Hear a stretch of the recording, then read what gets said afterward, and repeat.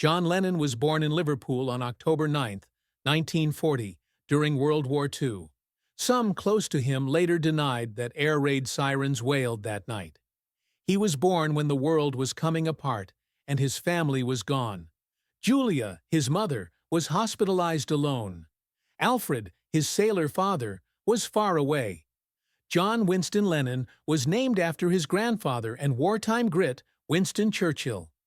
When John was 5, his life changed again. His father returned unexpectedly and wanted to take him to New Zealand without telling his mother. Julia caught them in Blackpool and made John choose between his parents. Some claim he chose his dad, then cried and ran after his mom. Some say it wasn't dramatic, but damage was done. Then he never lived with either parent again. He joined his Aunt Mimi and Uncle George at 251 Menlove Avenue. The house was small but clean, and Mimi had tight rules. She disbelieved his music goals and told him he'd never play guitar professionally. But Uncle George was kind. He gave John a mouth organ and puzzled him.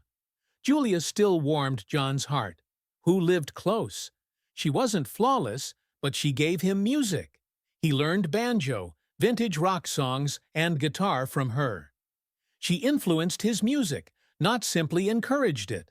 Tragic events struck as their friendship deepened. Julia died in a vehicle accident on July 15, 1958. She was 44 only. John was 17. The accident occurred outside Mimi's home. A young off-duty cop drove without a license. Julia had been his fun parent, giving him music, laughter, and independence. John never recovered from her loss. His songs, especially Julia and Mother, reflected that agony. You could hear the wound in every note. John had rebelled by then. School didn't suit him. He was lethargic and had bad goals according to teachers. He caused problems, pranked, and behaved out. He was angry since he didn't have a family like other lads. He stated that other kids' parents urged them to avoid him. The boy didn't want to obey rules. Rebellion wasn't all destruction. Creation occurred. In 1956, at 15, he started his first band. It began as the Black Jacks, but rapidly became the Quarrymen, named after his school, Quarry Bank. They lacked polish. They performed skiffle and early rock and roll at church halls and parties, but they possessed John's desire and enthusiasm. Everything began with the band. Summer 1957 saw the Quarrymen perform at a tiny church festival. After the show, John met 15-year-old Paul McCartney. Paul played 20-Flight Rock and other songs upside down to impress. He was left-handed. John found it impressive. He persuaded Paul to join the Quarrymen since Paul knew chords and structure better. A decision that changed music forever. They connected via music and loss. Paul's mother died of cancer a year before. John lost it a year later. That shared suffering deepened their understanding. Sat close, facing each other, they wrote songs. John dubbed it Eyeball to Eyeball. Paul's simple, comfortable house. The world was colder for John. Tension from their diverse origins strengthened their writing, so Paul brought order. Fire from John. Before long, John wrote his first successful tune, Little Girl, Hello. He ended late 1957. It was inspired by a childhood song his mother sung. Song proved he was finding his voice. Like Buddy Holly, but with Lennon's beat. Their hallmark formula was him singing lead and Paul harmonizing. Not all was well with their friendship. Even though John and Paul were gruff and uncompromising, they realized they had something uncommon. Paul's living room and Mimi's house were where they wrote. They performed for pals to test what worked. They fought, pushed, and improved each other. They started a partnership that would take them to new heights. The Beatles were not stage-born. They were born in Hamburg's back streets. John Lennon, Paul, George, Pete Best, and Stuart Sutcliffe were kids trying to survive in 1960. They landed at Hamburg on August 17th to find nothing familiar. They were paid £2.50 a night to play over 5 hours. The clubs were filthy, loud, and smoky. They camped behind the Bombi Kino, near a public restroom. Union Jack flag blankets covered concrete walls. They started taking Preludin to keep awake. Other musicians taught them. John Lennon revealed it. In Hamburg, he explained, you needed medicines to play 8 hours a night. Paul might take. John, sometimes 4 or 5. George predicted they'd be foaming and awake for days. German customers scoffed at their name. Beatles sounded piadelal, a juvenile penis term. But those long nights altered them. Sharpening occurred. They tightened. They changed completely. Cynthia, John's wife, couldn't believe the difference when they returned home. They changed, she said. John's life accelerated by 1962. Cynthia discovered her pregnancy. John remained calm. He claimed sin is the only solution. We must marry. It happened on August 23rd at a little Liverpool register office. It was messy. A pneumatic drill started outside as the ceremony began. George Harrison accidentally moved forward when the registrar asked for the groom. Only Paul, George, and Brian Epstein attended. Aunt Mimi, that nurtured John, declined. Cynthia lacked funds for a new dress. She donned a ruffled blouse with a purple and black checkered suit. They celebrated at Reese's, same site John's parents used in 1938. There was no honeymoon. John performed in Chester that night. Later, they visited Paris briefly. Epstein appeared. He wasn't even invited, just showed up. The baby followed. Julian was born April 8, 1963. John was absent. He was touring. His son arrived on April 11th. Cynthia claimed he stormed in, kissed her, and glanced at Julian in her arms. Sin's amazing. With tears, he said, he's great. He clutched Julian's hand and joked he'd rock, too, but the joy was short-lived. A fan banged on the windows. Staff tried to resist. John gave Cynthia a separate room, but it still felt like a zoo. He left again after signing dozens of signatures. Cynthia was devastated. A week passed before he returned. They had to hide their marriage. Brian Epstein guaranteed it. He worried fans would stop liking a married Beatle. Cynthia was secret. Speculation was denied by the band. It pained her. However, Epstein provided free housing and paid for her hospital room after Julian was born. He helped. The situation was odd. John and Epstein visited Spain in April 1963, before Julian's birth. People discussed their romance in whispers. John subsequently stated it was almost a love affair, but not. Though not physical, it was complex. The murmurs erupted at Paul's 21st birthday celebration. Bob Wooler joked. "John, how was your honeymoon?" John snapped. Beat Bob so brutally he was hospitalized. John apologized, but the moment lingered.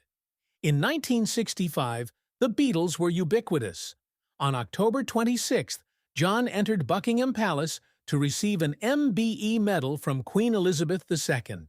It was a magnificent distinction, but John had changed. By 1969, he didn't want the medal. He took it from Aunt Mimi's, returned it to the Queen with a letter. "I'm returning my MBE to protest Britain's role in Nigeria Biafra, our support of America in Vietnam, and Cold Turkey's decline in the charts." He signed it lovingly. John Lennon of Bag-G.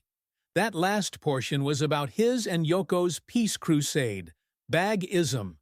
Years later, someone paid £10 for a second-hand record sleeve. The letter was smeared and incomplete inside. The experts valued it at £60,000. John regretted nothing. He claimed those who criticized our MBE got theirs for killing people. We deserved it for not killing. John Lennon gave a London newspaper a casual interview in early 1966. He was open and honest, and unfiltered. He stated something weird that wouldn't be noticed in Britain, but would go viral across the Atlantic months later. Now we're more popular than Jesus. Rock and roll or Christianity, he didn't know which would come first. People didn't blink then. The quote was republished in July by an American adolescent magazine with a screaming headline. Then everything went wrong. Outrage spread across America's Bible Belt. A radio station banned Beatles music. Preachers labeled them devil worshippers. Some enthusiasts burned albums in public as if they were cursed.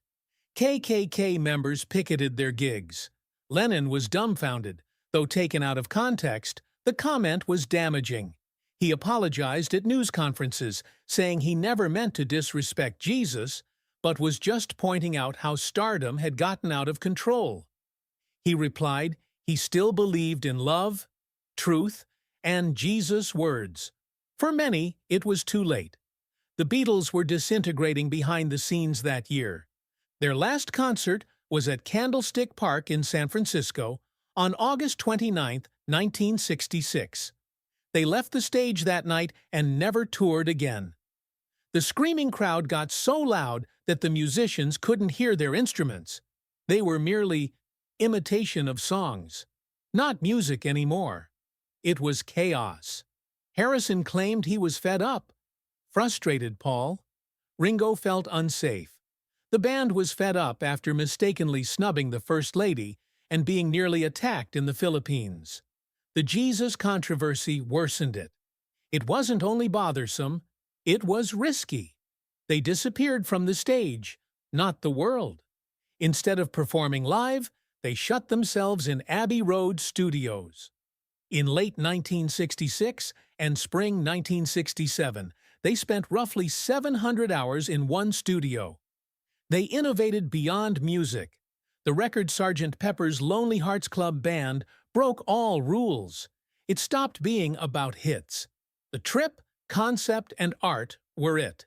Next was Magical Mystery Tour. They starred in a bizarre bus journey film featuring strange adventures. It broadcast on British TV in December 1967. Film critics didn't like it, but the soundtrack was great.